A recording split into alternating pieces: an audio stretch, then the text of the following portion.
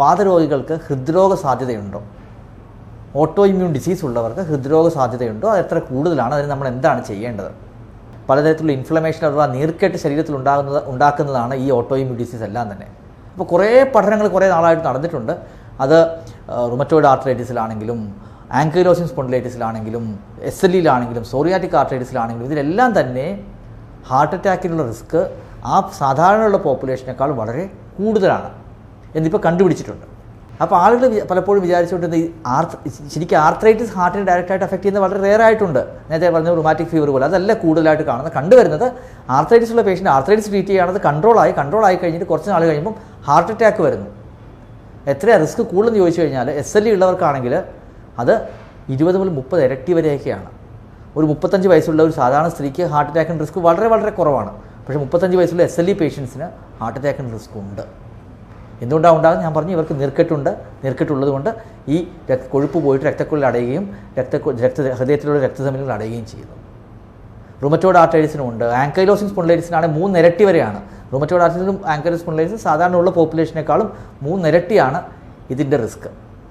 അപ്പോൾ ഇത് നമ്മൾ തിരിച്ചറിഞ്ഞിട്ടുണ്ട്. ഒരു കഴിഞ്ഞ 10-12 കൊല്ലമായിട്ടുള്ള പുതിയൊരു അറിവാണ് ഈ അസുഖങ്ങൾക്കെല്ലാം ഇൻഫ്ലമേറ്ററി ഡിസീസ്, അതായത് നമ്മുടെ വാതരോഗങ്ങളെല്ലാം തന്നെ ഹാർട്ട് അറ്റാക്കിൻ്റെ റിസ്ക് കൂടുതലാണെന്നുള്ളത്. അറിഞ്ഞതുകൊണ്ട് മാത്രമുണ്ടോ? ഇല്ല. നമ്മൾ എന്താണ് അതിന് ചെയ്യേണ്ടത്? ഒന്നാമത്തെ കാര്യം, കുറേ പഠനങ്ങൾ ലോകത്തെമ്പാടും നടന്നിട്ടുണ്ട്. അസുഖം ആദ്യഘട്ടത്തിൽ തന്നെ കണ്ടുപിടിച്ച് നീർക്കെട്ട് നന്നായിട്ട് കൺട്രോൾ ചെയ്ത് കഴിഞ്ഞാൽ ഹാർട്ട് അറ്റാക്കിൻ്റെ റിസ്ക് കാര്യമായിട്ട് കൂടുന്നില്ല. കാരണം നീർക്കെട്ട് ആദ്യം തന്നെ നമ്മൾ കൺട്രോൾ ചെയ്തപ്പോൾ എന്താ സംഭവിച്ചേ? കറക്റ്റായിട്ട് അവർക്ക് രക്തക്കുഴലിൽ പ്രശ്നമൊന്നും ഉണ്ടായില്ല.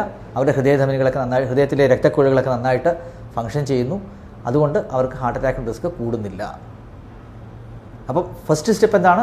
അസുഖം ആദ്യഘട്ടത്തിൽ തന്നെ കണ്ടുപിടിച്ച് കറക്റ്റായിട്ട് ട്രീറ്റ് ചെയ്യുക.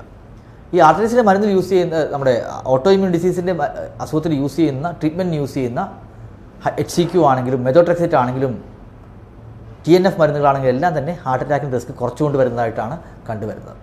പക്ഷേ സ്റ്റിറോയിഡുകൾ കൂടുതലായിട്ട് യൂസ് ചെയ്ത് കഴിഞ്ഞാൽ ഹാർട്ട് അറ്റാക്കിൻ്റെ റിസ്ക് വരാം.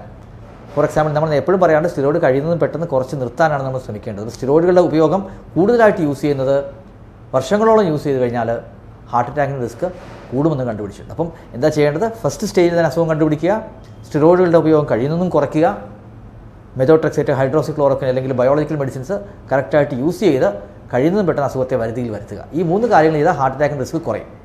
പിന്നെ നമുക്ക് എന്താ ചെയ്യാൻ സാധിക്കുന്നത്? വളരെ ഇമ്പോർട്ടൻ്റ് ആയിട്ട് പിന്നെ നമ്മൾ മനസ്സിലാക്കിയൊരു കാര്യം എന്ന് വെച്ച് കഴിഞ്ഞാൽ, പഠനങ്ങളിലൂടെ മനസ്സിലാക്കിയ കാര്യമാണ്, കൊളസ്ട്രോൾ കറക്റ്റായിട്ട് കൺട്രോൾ ചെയ്യണം. ആർത്രൈറ്റിസ് പേഷ്യൻറ്റിനുള്ള കൊളസ്ട്രോൾ ഞാൻ പറഞ്ഞു ഓൾറെഡി LDL ആണ് കൂടുന്നത്. LDL കൂടുന്നത് കൊണ്ട് ഇവർക്ക് അതിൽ ഇൻഫ്ലമേറ്ററി LDL, അത് നീർക്കെട്ടും LDL കൂടി കമ്പൈൻ ചെയ്തിട്ട് കുറച്ചുകൂടി മോശം തരത്തിലുള്ള കൊളസ്ട്രോളാണ് കൂടുന്നത്. അതുകൊണ്ട് LDL കുറച്ച് കൊണ്ടുവന്ന് എപ്പോഴും 100 താഴെ നമ്മൾ നിർത്താൻ ശ്രമിക്കണം.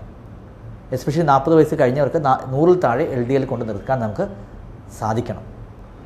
പിന്നെ നമുക്ക് എന്താ ചെയ്യാൻ സാധിക്കുക? എക്സസൈസ് ചെയ്യുക. പലപ്പോഴും ആർത്രൈറ്റിസ് ഉണ്ടെങ്കിൽ ആളുകൾ നടക്കില്ല. ഒരിക്കലും അങ്ങനെ ചെയ്യരുത്. ആർത്രൈറ്റിസ് കൺട്രോൾ ആയി കഴിഞ്ഞാൽ സാധാരണ രീതിയിലുള്ള എക്സസൈസിൽ നമ്മൾ ഏർപ്പെട്ട് കഴിഞ്ഞാൽ തന്നെ എന്താ സംഭവിക്കുന്നത്? പതുക്കെ നമ്മുടെ കൊളസ്ട്രോൾ കൺട്രോൾ ആകും, നമ്മുടെ ഹെൽത്ത് ബെറ്റർ ആകും, നമ്മുടെ കാർഡിയോവാസ്കുലർ, നമ്മുടെ ഹാർട്ടിൻ്റെ പമ്പിങ് ശരിയാകും. അങ്ങനെ ചെയ്യുമ്പോൾ അവർക്ക് ഹാർട്ട് അറ്റാക്കിൻ്റെ റിസ്ക് കുറയും.